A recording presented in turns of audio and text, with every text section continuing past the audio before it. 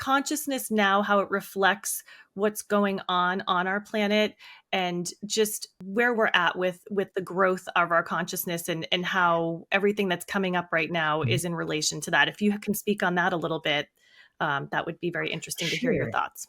Yeah, there's so much happening right now. In general, kind of in the biggest picture, I would say that our consciousness is rising in general. And anytime there's a lot of change, you'll see apparent division. So the way I like to describe it is if you had say you had 10 people like this, kind of spread evenly across this, spectrum from one side to the other here, right? So we've got maybe conservative or liberal or, what any spectrum you want to pick here. When you're evenly spread, there's not much distance between people. There's not much conflict going on. But right now, what's happening is people are moving frequency wise, we're moving to one side. So people are sort of like more and more people are moving over to this higher frequency. And so that creates a natural gap, like a huge gap between people that are here and people that are here. And as more and more people move over, we're going to end up, where it's like there's a bunch of people over here and just a few people over here.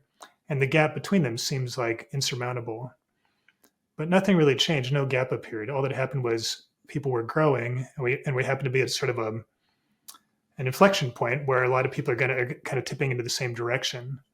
And so that makes it look like the people that aren't moving at the same speed in that direction are somehow behind or something, which isn't really true.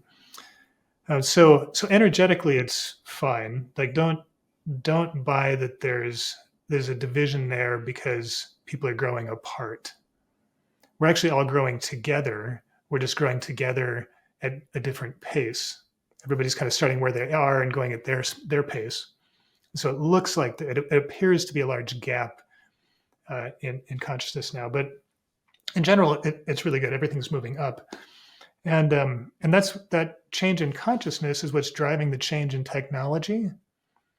So consciousness shifts, and then technology shifts to support that, and then consciousness shifts again, and we're going through this really rapidly right now. From back when I was young, when you picked up the phone, when it had a cord to the wall, and you dialed it like this, you didn't even push buttons, right? And you didn't call people, you called places. I called my friend's house. I didn't call my friend, because when I called my friend's Right. house, sometimes I just got beep, beep, beep, because his sister is talking on the phone, right? And you just hung up the phone. There's no answering machines or anything. You just call it, try again later, right? It was very much in the present moment, right? There wasn't this ability to leave a future message. And that changed. So we got technology came in and said, oh, we want to be more connected. And all of a sudden I can carry this around, years later. And now when I dial this, I call a person. I don't call places anymore. I'm calling people. Right. And if they're not there, I can leave a message. I can text them. There's all this innovative technology to allow us to connect better. And so now our consciousness is evolving to adjust to that. And so we're kind of, the way technology is supporting us right now, our consciousness can move faster and faster and faster upward, or kind of expanding rather. Or you could say high frequency. That's another way to say it. And but the challenge with that is that in this environment where we're moving so fast, to kind of go back to this, our beliefs are this is information, things that I believe to be true. It's like a photograph in time. So it's what I decided was true, or somebody told me was true, maybe when I was a kid or 10 years ago, or it could be even last week, right? It's stuck. It's a photograph. It's not evolving. That's what we call them, pictures energetically.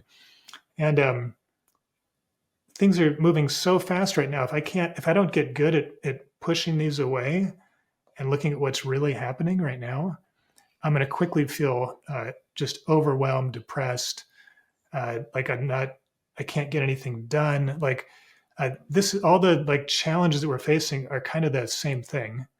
It's all our inability to separate ourselves from our past decisions on what was true, because things are moving fast. It doesn't matter what was true last week or last year or when I was a kid. Those things aren't true anymore. They're just not relevant. So your ability to distance yourself from those and open up to what's happening now determines how smoothly you can flow through life. But it's tricky because, we're all looking outside, and everywhere you go, somebody's telling you what's true. And so you have to get really good at, Right. so I wouldn't say don't listen to any of it, just noticing that, yes, that's true for that person at the time they said it, maybe at best. But that's it. That's enough. That's still valuable, but it's not true for everybody at every time, or even that person right now, even though they said it. So getting more fluid with your beliefs and letting them be a movie that's happening all around you, this 3D reality, rather than being concrete things that you can hold on to. This is always going to be true. I believe things are going in a good direction, but like energetically, things are moving in a good direction. But as people, we're not adapting very well to the speed of change that we've created. Mm. So Yeah. people are having a lot of needless pain and suffering because we're stuck moving at a pace doesn't fit reality anymore. Mm. And most of it's because uh, we're looking outside rather than just trusting the crazy guidance that we get that says, start a podcast, or move to Sedona, or be an energy healer, or whatever it is for you, whatever guidance is coming up when you're really clear and you get it in the moment. Uh, Trust that and go for it. You don't have to abandon the job you're in or your money income and stuff like that. You can kind of do things simultaneously, right? You can do your new thing while still making money off the old thing.